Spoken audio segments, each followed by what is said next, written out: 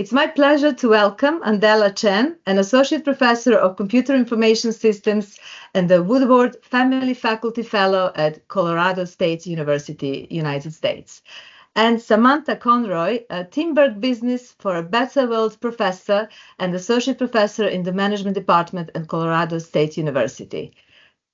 Their paper was recently published in Human Resources Management, and the paper title is Identifying Forms of After-Hours Information Communication Technology Use and Their Role in Psychological Detachment, an Episodic Approach. Adela's and Samantha's co-authors was Tori Crain, an Associate Professor of Applied Psychology at Portland State University. Welcome to the interview with HRM, with me. I have several questions for you, and the first one is, why is your study important? What is the problem that led you to research this? I'm from the domain of information systems. So it's always intriguing to me that how technologies influence people's personal life and their professional life. So in this study, we look at how different types of technologies, the after hours work-related communications through those different types of technologies influence people's well-being. And this is kind of what I have been experiencing in my own life.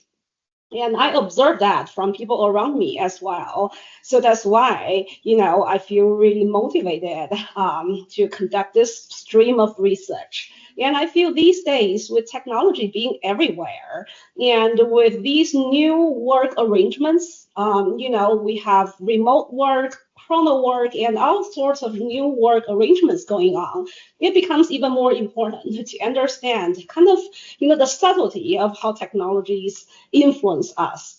Well, one of the things, Adela and I both do research in this area. We've kind of done our research separately, and so this was our first collaboration, even though we're at the same university. And one of the questions that was really central in our mind for this study is, assuming that it is necessary to use after-hours communication, how can we do that best? Because my research before has sort of been saying we just shouldn't be doing it after hours because it's not good for our well-being. It's not good for detachment. And the research is very clear that that's true. But there isn't a lot of research out there that says, okay, but if we have to do it, what's the best way that we can do it? And so that was really kind of our motivating question for this paper. Great. So what did you find? So we see 4 types of technologies, email, chat apps, phone calls, and SMS, short messages. We see that all of them would damage people's well-being in terms of psychological detachment. It really kind of jeopardizes your capability to detach, to disconnect yourself from work during your after hours. And in particular, emails and chat apps, I think they are the worst in terms of, just preventing people from recharge, from disconnect from work. And I feel it's interesting. Like Sam said, I have also conducted some research, not in collaboration with her, but with other co-authors. And I look at those different technologies. But email is very useful if you're looking at the productivity side, because you work on email without relying on the availability of your communicators. So, which is good to some extent. But then in this study, from a different angle, when you look at the well-being, email seems to be one of the worst. Because if you think about it, you don't have to rely on others. If you want to do email, you can just, get on a computer and just work on the email. And you can think about what you're going to write in the email even before you open or you sit in front of your email applications. So from that perspective, I feel, it's really kind of a nice contrast there. It really shows the subtlety of the influence of technology on our lives. It's not black and white. There's so many layers to it. It really depends on the angle that you choose to look at them.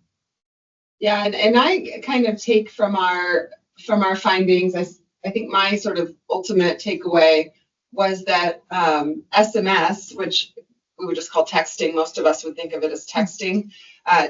That was associated with the most productive episodes and the most ability to detach after the event. It sort of across the different types. Now, phone call also was good for detachment, better for detachment than some of the others, but the productivity wasn't really there for phone calls.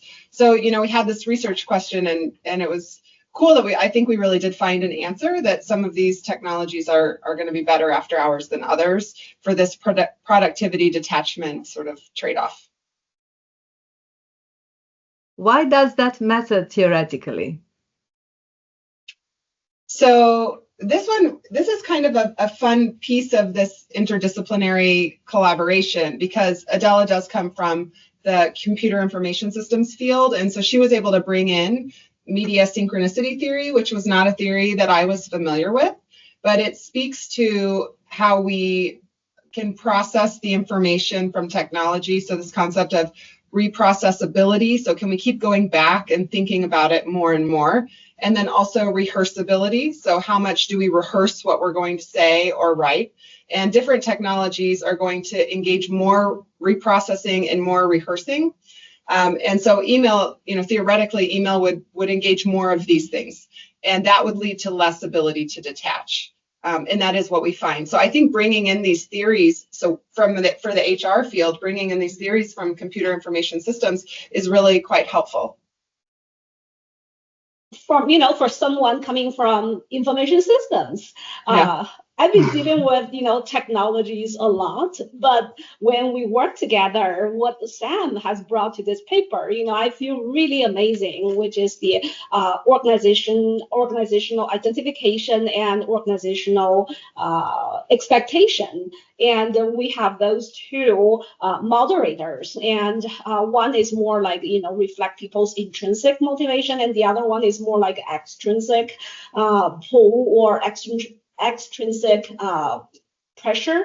So they have this pull and push type of tension going on, which I feel, to me, is really interesting to see how those different forces would influence how people really experience technologies in their work, in their non-work lives.